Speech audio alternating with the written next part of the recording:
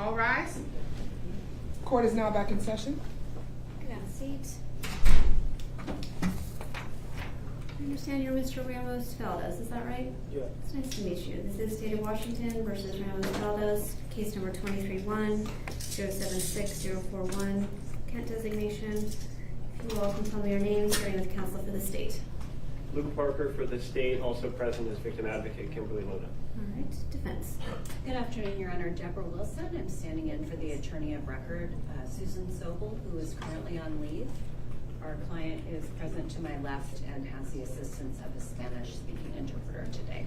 Interpreter, please state your name and her credentials. Thank you. Christina Woltz, Washington State Court Certified Spanish Interpreter. I'm permanently sworn. My oath is on file at the AOC, and we're having a little audio difficulty right now. Would you please give us just a second?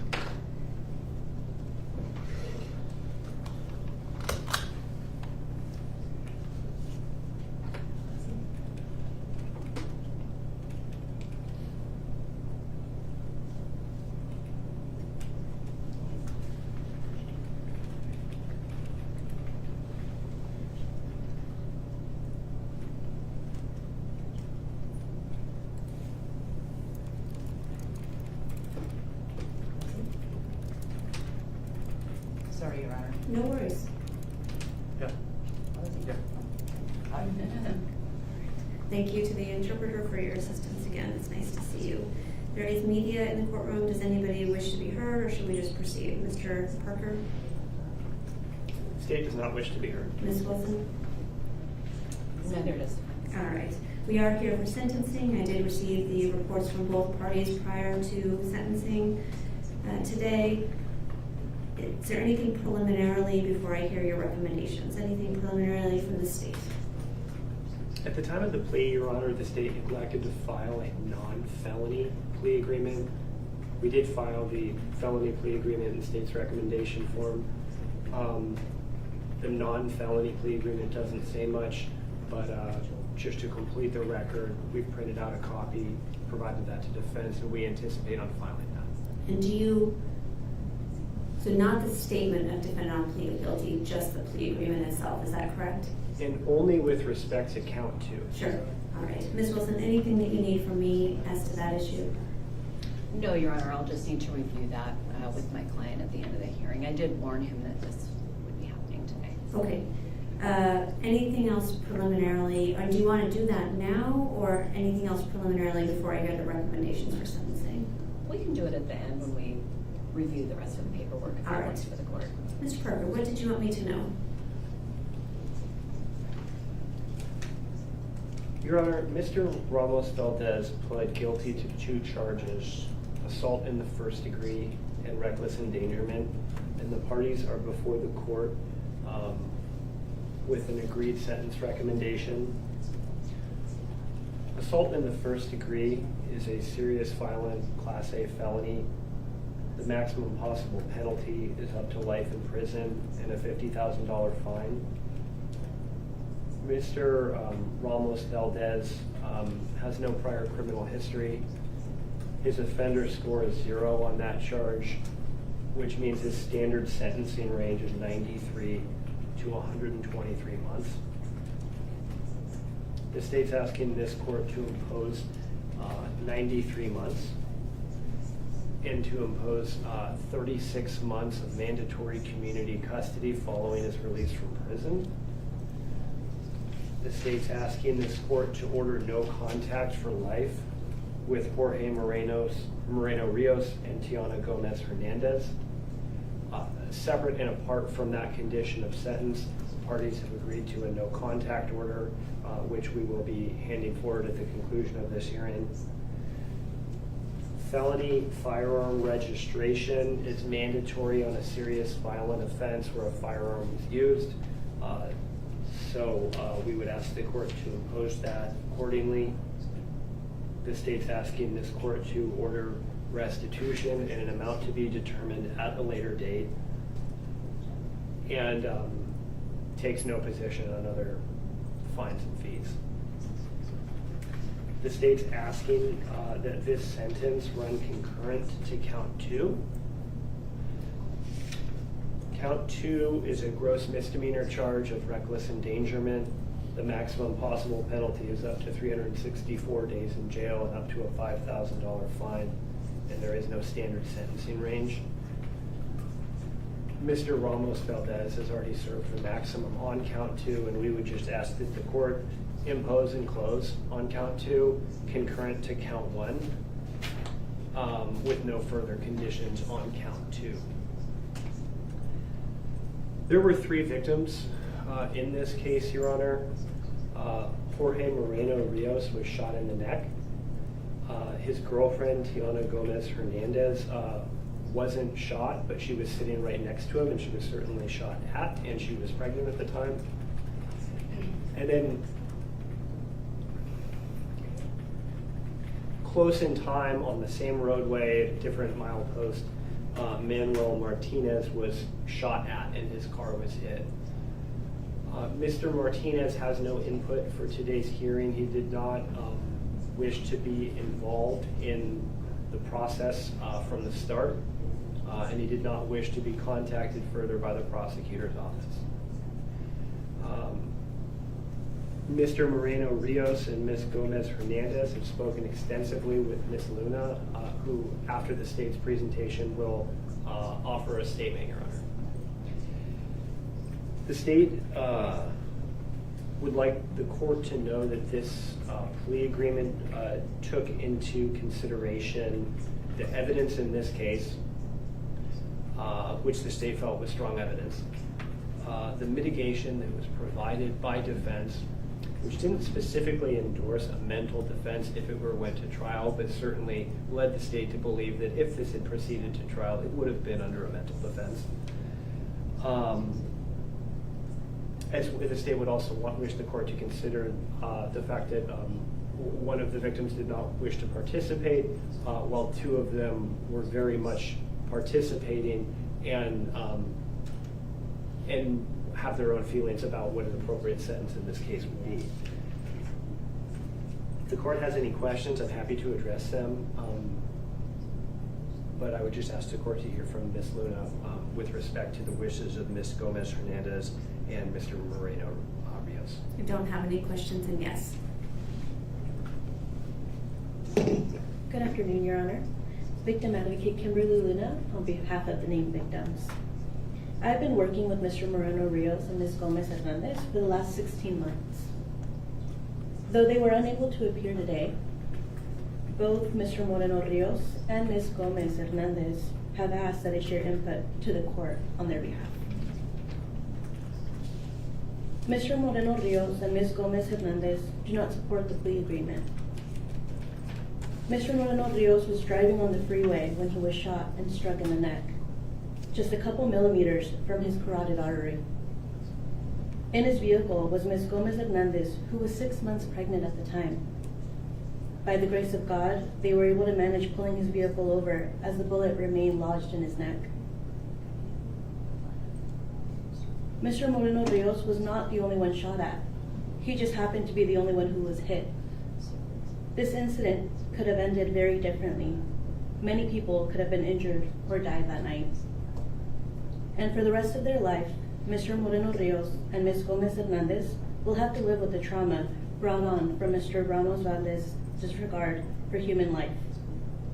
For this reason, they request that the court impose the maximum amount of time. Thank you. Thank you. Anything further from the state?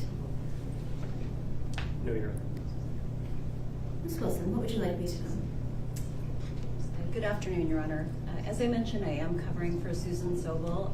I met Mr. Ramos Valdez at his plea, so I've known him just a couple of weeks now, and I had the opportunity to review some of the materials from Ms. Sobel that led to the resolution of this case. As the court is aware, he has no criminal history. 93 months is an incredibly long time. I think we're all very grateful that this didn't end any worse than it did. It's obviously a frightening incident that could have gone much worse, and I think we're all feeling very lucky that it didn't. Our client was very unwell at the time of this incident. He was evaluated by Dr. Patterson, who wrote a report with his findings, and that was shared with the state. It seems as though he had been experiencing psychosis for about the 5 months leading up to this, including on the day of the incident. Fortunately, that seems to be a transient condition with abstinence and medication. He is no longer experiencing symptoms and is in remission, and hopefully that will just continue from this point forward, and he will never be in this courtroom or any other again for any sort of criminal matter. He did accept responsibility for this. He, again, is pleading to an assault 1, which is, a very serious crime, and following many years in prison, he will have at least 3 years of supervision by the Department of Corrections, which is mandatory, and they have lots of conditions and rules that they will place on him as well. I did want the court to know that he has continued family support. His sister, Jahida, is in the courtroom, along with one of his brothers, whose name I didn't get, but Jose. He has had family support. He's very grateful for that, and I think eventually when he is released from prison, whenever that is, and is transitioning back into the community, that will play a large piece in his continued wellness and success going forward. This is an agreed recommendation. We would ask that you follow that. No. It doesn't seem as though he wants to address the court at this time. Mr. Ramos Valdez, Hola. your lawyer's already answered the question, but I also just need to give you the opportunity to talk to me. You don't have to. There's lots of reasons people don't want to talk to judges at sentencing, and I get them all. People are nervous, they're afraid they're not going to say the right thing, and they feel like their attorney has already said everything that needs to be said. That being said, I do make better decisions when I hear right from the people impacted, and if there is anything you wanted to tell me, I'd be glad to hear it, but of course I'll it will be just fine if you don't want to say anything. Is there anything you wanted to tell me? Pues yo pienso que soy buena persona, I think I'm a good person. ya que lo que hice lo hice por las drogas. What I did because of the drugs. Ya yo no pienso drogarme nunca más. I never intend to use drugs again. Thank you. Es todo. That's all. Thank you for talking to me. Thank you. I will make better decisions having heard from you and also having heard from the victims of your crimes. I will follow the agreed recommendation. You are not the worst thing that you've ever done. This is clearly the worst thing you've ever done. It is, you have a completely clean criminal history. We haven't seen you before, and of course, everyone in this courtroom hopes we won't see you again in this context anyway. Maybe for happy things like marriages and adoptions, but not for something like this. I will issue the no contact order. You may find when you're in prison that you want to contact the victims, that you want to do right by them, that you want to tell them you're sorry. You may not do so. You can't contact them even through a third person. Sometimes victims change their minds, and if they decide that it would be worth it to them healing-wise to have contact with you, they'll reach out to the victim advocate and ask that the no contact order be modified to allow them to contact you and you to respond.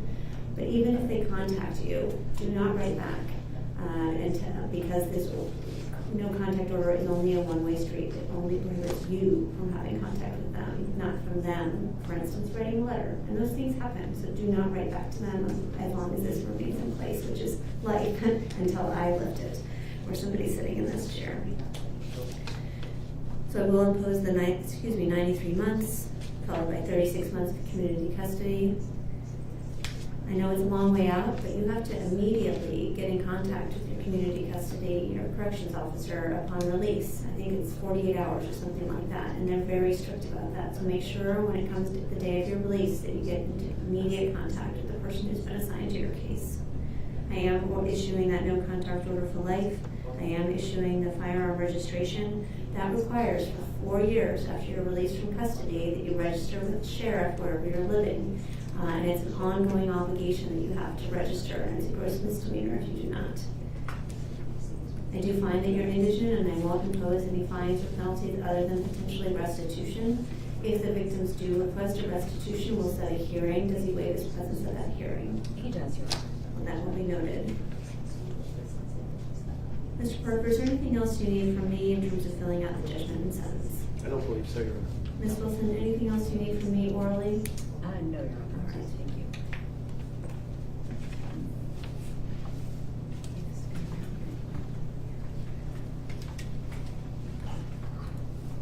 Okay, so this is the misdemeanor that you're still on. Yeah.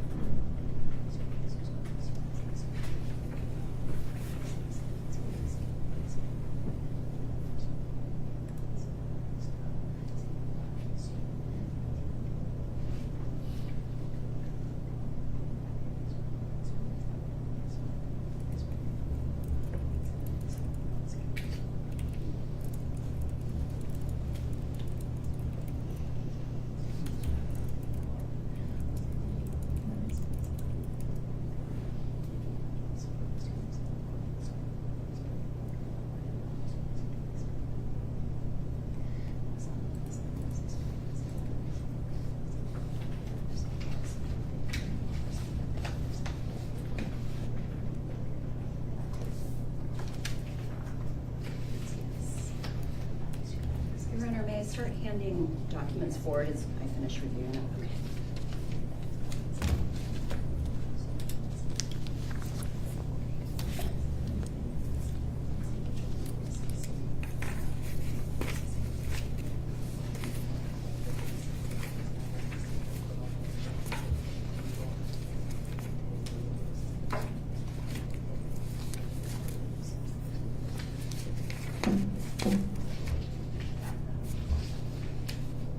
Mr. Parker, do you know who took the plea? For the state, Your Honor? Do you know, sorry, what Which judge took the plea? Judge Wiggs, Your Honor.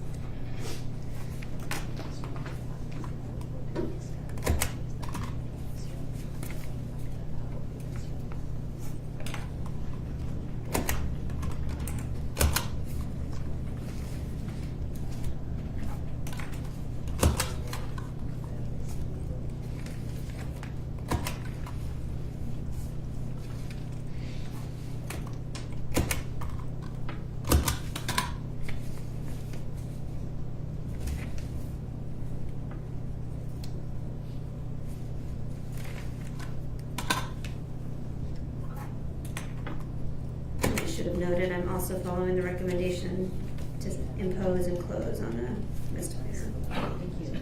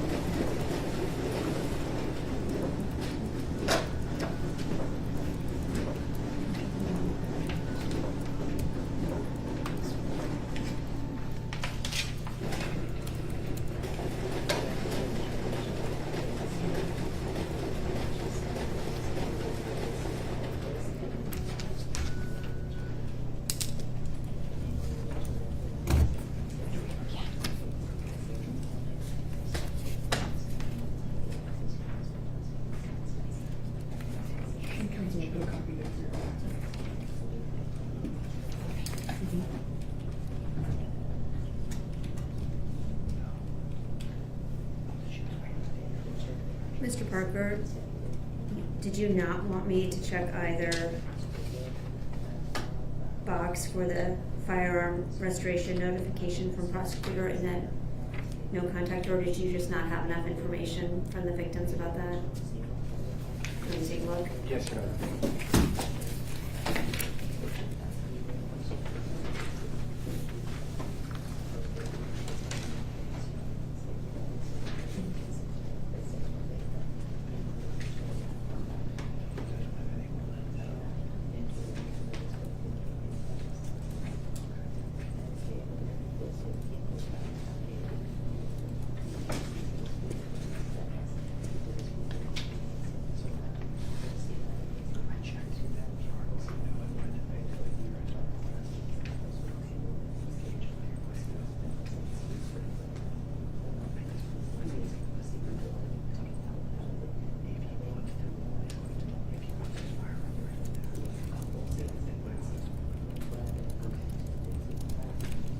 Your Honor, if there is a petition for restoration of firearm rights, my office will notify them, and I have checked that box and spoken to defense about it.